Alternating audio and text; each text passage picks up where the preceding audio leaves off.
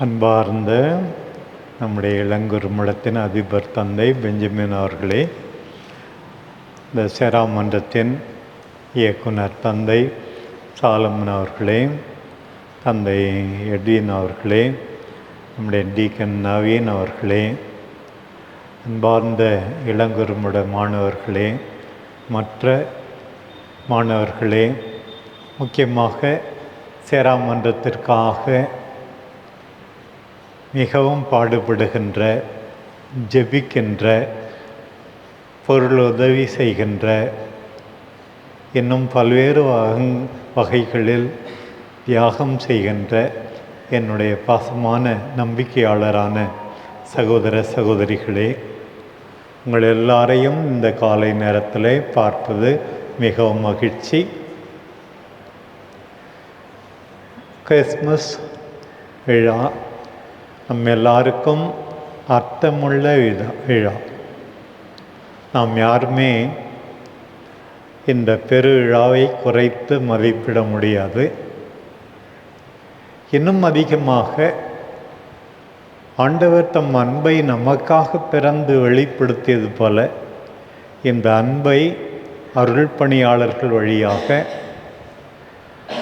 அந்த நிலைக்காக தயாரிக்கப்படுகின்ற இந்த குருமட மாணவர்கள் வழியாக இறைவன் வெளிப்படுத்த வேண்டும் என்று நீங்கள் பெரிதும் பாடுபடுகிறீர்கள்.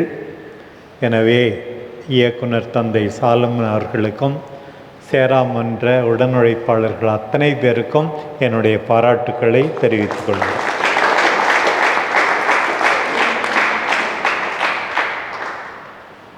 உங்களுடைய தியாகம் அத்தனையும் ஆண்டவர் அறிவார். அதற்குரிய கைமாறு அவரிடமிருந்து தான் கிடைக்கும்.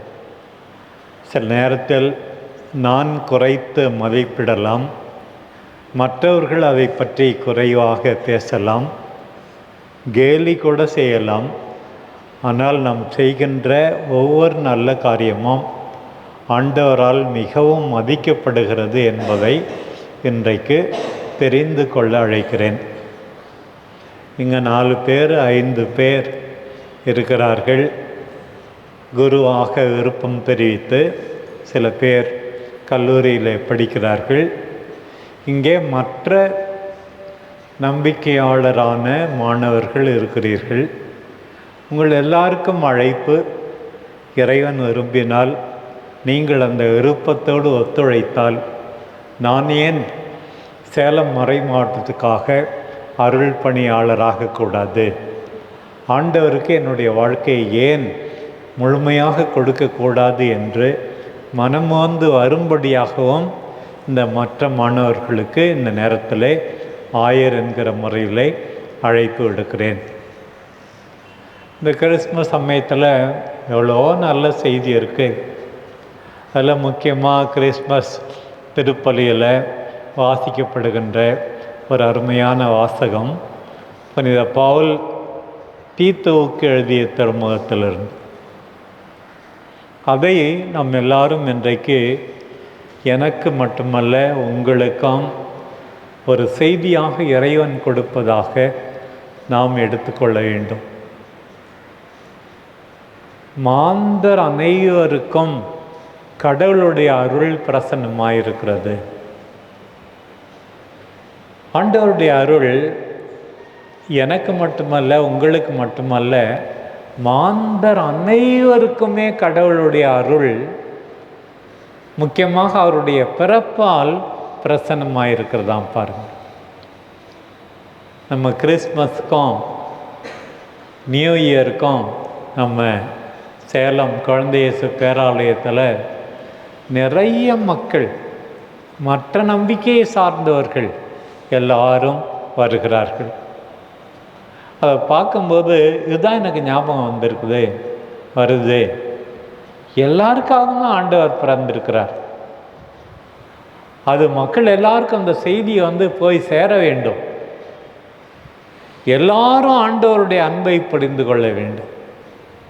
தொடர்ந்து பவுல் அந்த சின்ன பகுதியில் சொல்கிறாரு, நம்மெல்லாம் என்ன செய்யணுமா?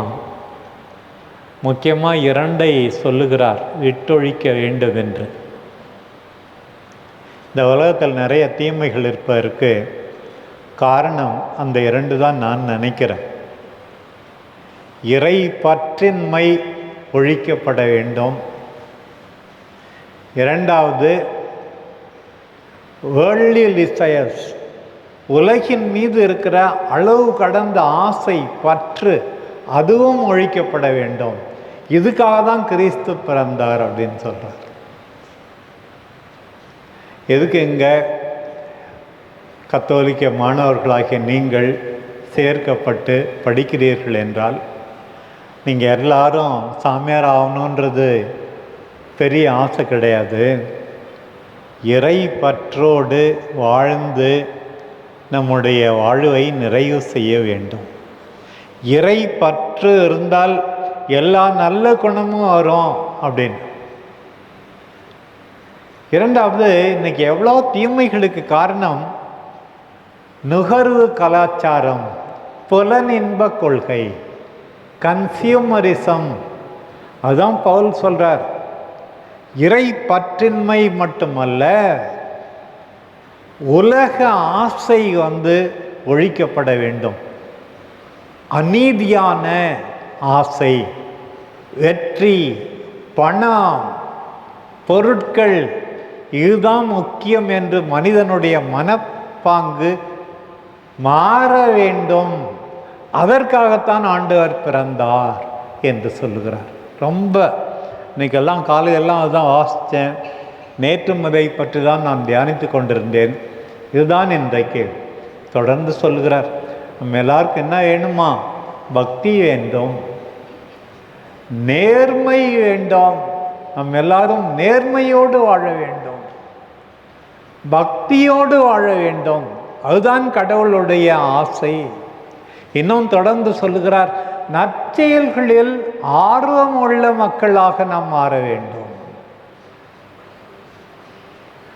இந்த குரு மாணவர்கள் நற்செயல் செய்ய ஆர்வம், ஏனோ தானோன்னு சோம்பேறியா அறமனசோடு படிக்கக்கூடாது, வேலை செய்யக்கூடாது.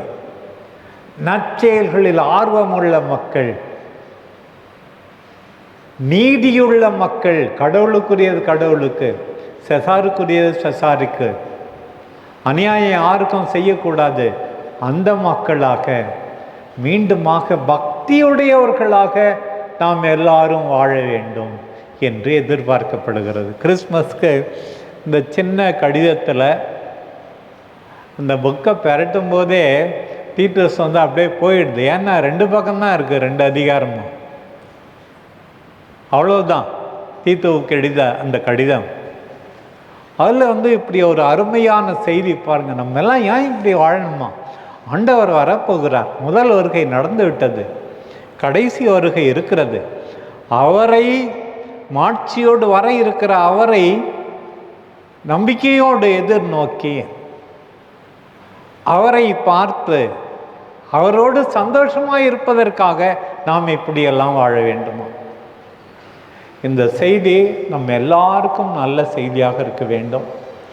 மீண்டுமாக இந்த சேரா மன்றத்தை சார்ந்த அத்தனை பேருக்கும், தந்தை சாலமன் எடுக்கின்ற முயற்சிகளுக்கும், உடன் உழைப்பாளர்களாகி உங்களுக்கும், நம்முடைய இளங்குறுமடத்தை நன்றாக வழிநடத்துகின்ற அன்பு தந்தை பெஞ்சமின் அவர்களுக்கும், இன்னும் அவரோடு உடன் உழைக்கின்றவர்களுக்கும் எல்லாருக்கும் என்னுடைய அன்பையும் நன்றியையும் பாராட்டையும் தெரிவிக்கின்றேன். இறைவன் உங்கள் எல்லாரையும் ஆசீர்வதிப்பாராக. நன்றி.